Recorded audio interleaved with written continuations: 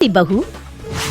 एक गांव में जयसी नाम के एक जमींदार रहते थे, जिनके 5 बेटे और 1 बेटी थी। इकलौती बेटी होने के कारण उसे सबसे ज्यादा दुलार भी मिलता था। जमींदार की बेटी ज्योति अपने पिता के इस दुलार की वजह से जिद्दी, गुस्सैल और आलसी हो गई थी। एक दिन जमींदार की पत्नी सुधा ने उनसे कहा, अजी, बेटी तो पराया धन होती है, तुम इसे इतना सिर ना चढ़ाओ, शादी के बाद कैसे निभाएगी। तब जमींदार ने कहा, तुम चिंता मत करो, मैं इसके ससुराल कहीं ना कर भिजवा दूंगा। गांव में सभी ज्योति के आलस और गुस्सैल स्वभाव को जानते थे, इसलिए कोई भी उससे शादी नहीं करना चाहता था। समय गुजरता जा रहा था। एक दिन जमींदार ने गांव के सबसे होनहार लड़के रवि को बुलाया और कहा, देखो वीर, तुम्हारे पिता भोला राम ने मुझसे जो कर्ज लिया है, तुम उसे आज तक चुका रहे हो। तुम मेरी बेटी से शादी कर लो, मैं तुम्हारा वो सारा कर्जा माफ कर दूंगा, और यही मेरी शर्त भी है। मजबूरन रवि को इस शादी के लिए हाँ कहनी पड़ी और दोनों की शादी हो गई।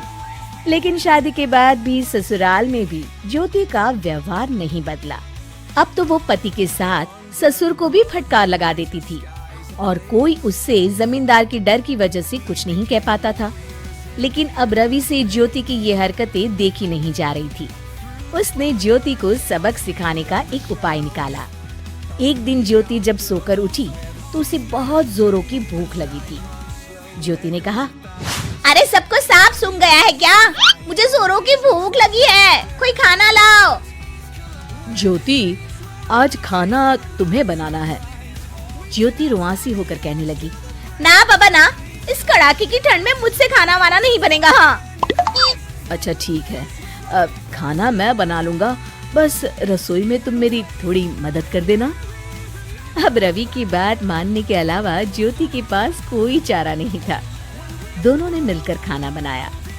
रवि खाना खाने के बाद कहता है, ज्योति, मैं खेत पर जा रहा हूँ काम करने, तुम घर में चौकस रहना। हाँ, चौकस? वो क्यों? तुम्हें ये बात नहीं पता, लेकिन दिन में प्रेत यहाँ से गुजरते हैं और जो भी उनकी तरफ देखता है वो उसे नोच डालते हैं। ज्योति डर गई। नहीं नहीं, तब तो मैं यहाँ नहीं रहूंगी। तो क्या तुम मेरे साथ खेत चलोगी? मैं इस ठंड में बाहर नहीं जा सकती। लेकिन एक बात तो बताओ, ये प्रेत तुम्हारे सामने क्यों नहीं आते?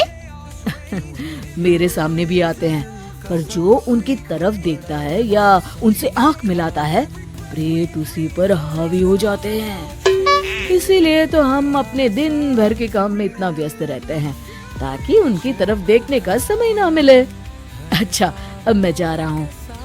इतना कहकर रवि खेतों की ओर चल दिया। घर में खाली बैठी ज्योति को अब ये सोचकर डर लगने लगा।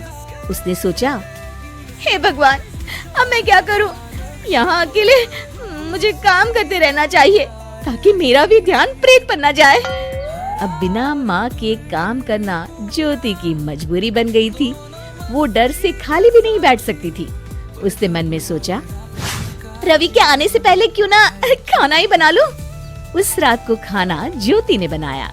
रवि जब घर आया तो देखा पूरा घर साफ होने के साथ साथ रात का खाना भी बन गया है। ये देखकर वो बहुत ही खुश हुआ। ज्योति ने कहा, आज प्रेत नहीं आए जी, मैं पूरा दिन काम में ही जुटी रही। हाँ, तभी शायद वो बगल से निकल गए होंगे। इसके बाद अब रोज ज्योति डर के मारे काम करने लगी और धीरे धीरे उसका स्वभाव बदल गया। 2 महीने निकल गए और एक दिन जमींदार अपनी पत्नी के संग अपनी बेटी ज्योति से मिलने आए। ज्योति को देख वो दंग रह गए। वो तो भाग भाग कर घर का सारा काम कर रही थी।